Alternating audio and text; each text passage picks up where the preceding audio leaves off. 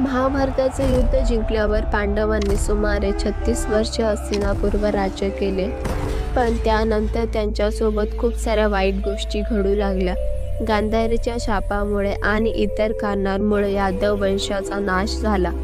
बलरामाने समाधी घेतली आणि काही काळानंतर श्रीकृष्णांनीही देहत्याग केला. ही बातमी पांडवांना कळताच त्यांनी द्रौपदीसह संसार सोडण्याचा निर्णय घेतला आणि स्वर्गात जाण्याची तयारी केली. पण ह्या प्रवासात युधिष्ठिरांना अनेक गोष्टींची परीक्षा द्यावी लागली.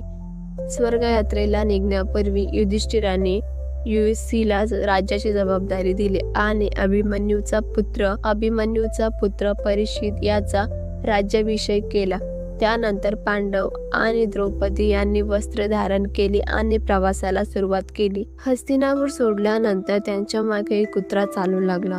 हे पाहून अर्जुन, भीम, नकुल आणि सहदेव आश्चर्यचकित झाले. तेव्हा युधिष्ठिर म्हणाले, हा माझा निष्ठावान कुत्रा आहे. सर्वजण अनेक तीर्थस्थळे, नद्या आणि समुद्र ओलांडत पुढे जात राहिले.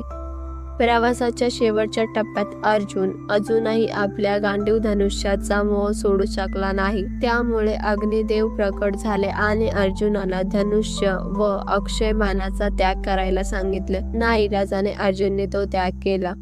त्यानंतर पांडव उत्तर दिशेकडे निघाले आणि हिमालयात पोहोचले. तिथे त्यांना केदारनाथ येथे शिवजींचे दर्शन झाले आणि त्यांना पापांपासून मुक्ती मिळाली. पुढे चालत असताना त्यांनी सुमेरू पर्वत पाहिला आणि स्वर्गाच्या दिशेने वाटचाल सुरू ठेवली. थोड्या वेळाने इंद्रदेव प्रकट झाले आणि म्हणाले, मी तुम्हाला स्वर्गात नेण्यासाठी आलो आहे. पण युधिष्ठिर म्हणाले, आम्ही मनुष्य आहोत, आम्हाला आमच्या कष्टाने स्वर्गात जायचे आहे. हे ऐकून इंद्रदेव प्रसन्न झाले आणि निघून गेले. थोड्या अंतरावर द्रौपदी खाली पडली. कारण विचारल्यावर युधिष्ठिर म्हणाले, तिला अर्जुनावर सर्वात जास्त प्रेम होते. त्यानंतर एकामागोमाग भीम, अर्जुन, नकुल आणि सहदेवही खाली पडू लागले. भीम, ज्याला शक्तीचा अभिमान होता, अर्जुन, ज्याला पराक्रमाचा अभिमान होता, नकुल, सहदेव, सौंदर्य व विद्वतेचा अभिमान होता. या कारणामुळे ते पुढे जाऊ शकले नाही आणि शेवटी फक्त युधिष्ठिर आणि तो कुत्रा उरला. स्वर्गाच्या द्वाराशी पोहोचल्यावर धर्मराजांनी कुत्र्याला आत येण्यास नकार दिला. पण युधिष्ठिर म्हणाले, हा माझा निष्ठावान साथी आहे, याला सोडून मी स्वर्गात जाऊ शकणार नाही. तेव्हा तो कुत्रा यमराजांच्या रूपात प्रकट झाला. युधिष्ठिरांची धर्मनिष्ठा पाहून यमराज फार प्रसन्न झाले आणि त्यांना स्वर्गात घेऊन गेले. स्वर्गात पोहोचल्यावर युधिष्ठिरांना आश्चर्य वाटले, कारण तिथे दुर्योधन दिव्य सिंहासनावर बसलेला होता. युधिष्ठिर म्हणाले, माझे भाऊ आणि द्रौपदी जिथे आहे तिथेच मी राहणार. त्यानंतर त्यांना थोडा नरकाचा मार्ग दाखवण्यात आला. तिथे अंधार, दुर्गंधी आणि वेदना होत्या.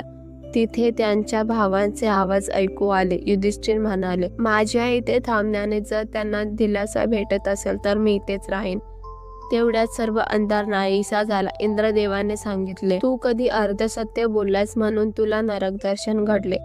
यानंतर युधिष्ठिरांनी गंगेत स्नान केले आणि त्यांचा मानवी देह जाऊन दिव्य देह मिळाला. त्यानंतर त्यांनी आपल्या भावांना, द्रौपदीला आणि श्रीकृष्णांना स्वर्गात आणले. अशा प्रकारे युधिष्ठिराची स्वर्गयात्रा पूर्ण झाली.